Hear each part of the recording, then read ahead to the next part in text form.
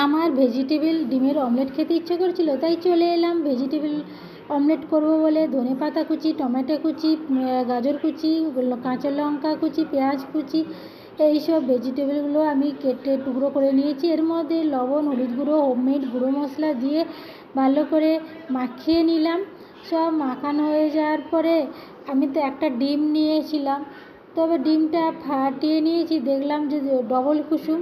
এর মধ্যে লবণ মাখিয়ে দিলাম, ফেটিয়ে নিলাম।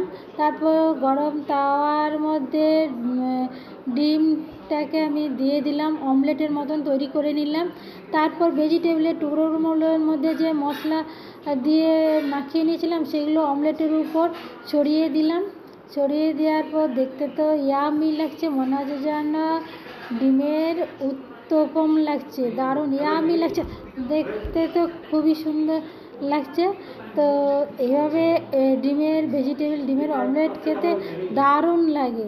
তো একবার অবশ্য বাড়িতে ট্রাই করে দেখবেন, তো দারুণ খেতে ইয়ামি লাগে। তো ডিমের অমলেটটাকে আমি উল্টে দিলাম, উল্টে দিতে একটু ভেঙে গেল, তো খুব সাবধানে উল্টাতে হবে। তো এরপর আমি আবারও উল্টে দিলাম, দেখুন কত সুন্দর হয়েছে। তো ভেজিটেবলগুলো ভাজা ভাজা হয়ে গেছে আর সেদ্ধ হয়ে গেছে, দারুণ লাগছে, ইয়ামি লাগছে।